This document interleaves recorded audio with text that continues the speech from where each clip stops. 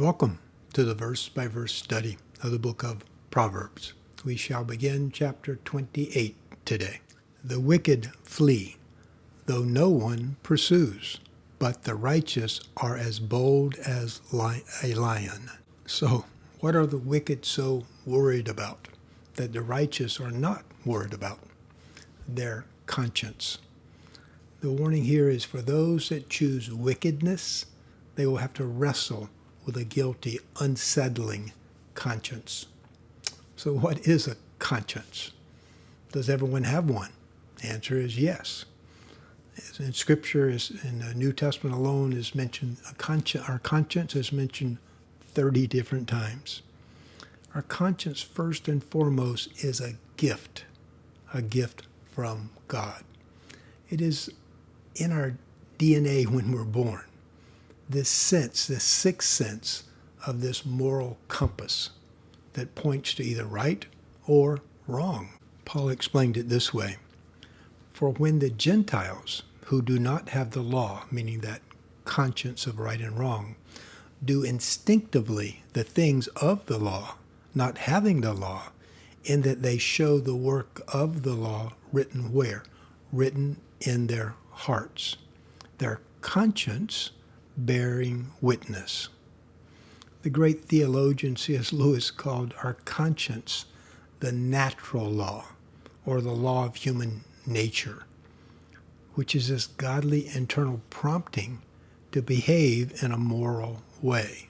Of course, none of us always follow this prompt, but when we do not follow it, there's this sense of guilt, which we often make excuses about. Proverbs is saying, for those that choose wickedness, they will be always looking over their shoulder, carrying this burden of guilt and this anxiety about being found out. So the question becomes, can this conscience, this internal conscience, be turned off? Unfortunately, the answer is yes. How? By repeated acts of wickedness, by rejecting God repeatedly. Paul said that our conscience can be seared. Seared means to be burned, cauterized, where the nerve endings become numb. So this repeated sin can sadly make us callous, insensitive to the wrong we are doing to ourselves and to others. Next, we have a proverb about the effective functioning of an organization. When a country or a business or a family is rebellious, it has many rulers, but a ruler with discernment and knowledge maintains order. The point is, when an organization is ripe with infighting and discontent, it is often due to an unfair, uncaring, selfish, prideful leader, a leader that lacks integrity. He or she lacks wisdom and vision. Their behavior itself creates the division rather than creating unity. So this organization breaks down into factions, us against them. And these divisions often lead to rebellion, which leads to the demise of the organization. This is exactly what happened to Israel itself after the death of King Solomon, the author of many of these proverbs. They had a string of inept, prideful, corrupt kings after Solomon that caused the country to go into rebellion, division, and rapid decline.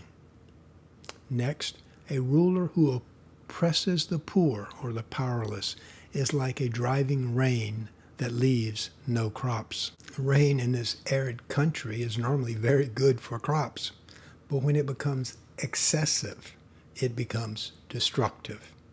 Likewise, an abusive, oppressive leadership style is destructively counterproductive.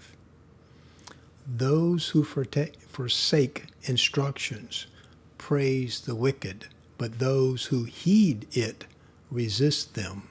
When one continues to forsake or abandon or reject God's loving wisdom and his guidance, what is the result? What is the alternative?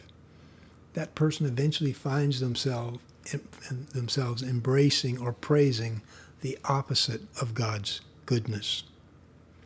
The warning continues in the next verse 5.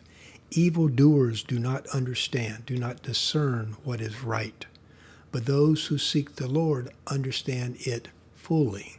The author's point is those that choose to follow God's wisdom will be blessed with a gift of discernment, which is the spiritual ability to see through the world's confusion, to discern those half-truths, to discern flattery, and also, most importantly, to recognize the true right path.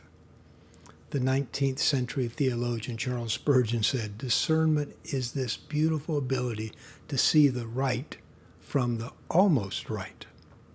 Next, better the poor who whose walk is blameless, meaning to walk with integrity, than the rich whose ways are perverse, crooked.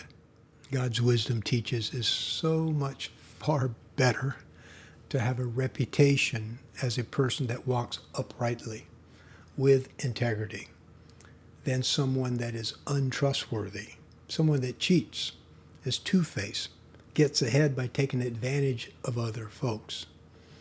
The wisdom says that you may not end up as wealthy as that person, but you'll end up far more content and respected. You'll be respected as a trusted friend, a trusted neighbor, a spouse, parent, that will bring you so much contentment, love, peace, and joy. And as noted in verse 7, you also get this love from your parents. A discerning son heeds instruction, but a companion of gluttons disgraces his father or mother. Again, a person that walks without integrity, brings shame and grief to themselves and to their parents and to everyone that cares for them. Whoever increases wealth by taking interest or profit, meaning to take advantage, from the poor, amasses it for another. Who will be kind to the poor? God has a special place in his heart for the poor. And he promises throughout Scripture to bless those that help the poor. And likewise to deal very sternly with those that prey on the poor for their own selfish gain. Here God is promising he will address this injustice. He will balance the scale. Whoever gains something from the poor will not last. It will eventually go to those that bless the poor, from those that take it away to those that bless the poor. If anyone turns a deaf ear to my instruction, to God's instruction, even their prayers are detestable. God's wisdom says you cannot have it both ways. If we choose to reject God and God's guidance, we cannot then turn around to God and ask him to bless our bad decisions. That's not going to be well received. The purpose of prayer is to seek God's will, not to ask God to bless our own will. It's like a spoiled child telling the parent, this is my will, and I expect you to pay for it. Next, whoever leads the upright along an evil path will fall into their own trap. But the blameless, those that walk with integrity, will receive a good inheritance. It is bad enough to choose to reject God, but it is so much worse to lead others to follow in your folly. It would be like the difference between a drug user and a drug dealer. Christ warned us to beware of these false teachers, as so did Paul. Here we have, a time is coming, and it certainly is already here, when many folks will be rejecting God and God's wisdom. Instead, they'll choose to follow politicians and preachers that manipulate with these flattering words that tickle the ears. And they refuse to speak the truth. They say there is a free lunch. There is no free lunch apart from God. Poor behavior always leads to poor outcomes. Next, The rich are wise in their own eyes. One who is poor and discerning sees how deluded they are. So we have one of the many warnings to the rich, that you can develop a spiritual blindness, especially that rich that gained it via a lack of integrity. Pride and power can lead to being delusional, which simply means to believe something that isn't true. They believe that their money somehow made them wise. They are self-righteous also. They do not see the truth because they lack discernment. Very often the poor, meaning someone that works for them, really sees the real truth. They sadly see the unfaithful marriages, dysfunctional families, the bitterness, the loneliness, the lack of joy, the lack of peace. Now lastly for today, when the righteous triumph, there is great elation. But when wicked rises to power, when the wicked rise to power, people go into hiding. When a person of integrity, someone that everyone trusts and respects, becomes the boss, gets promoted, there's cause for celebration because it was well earned.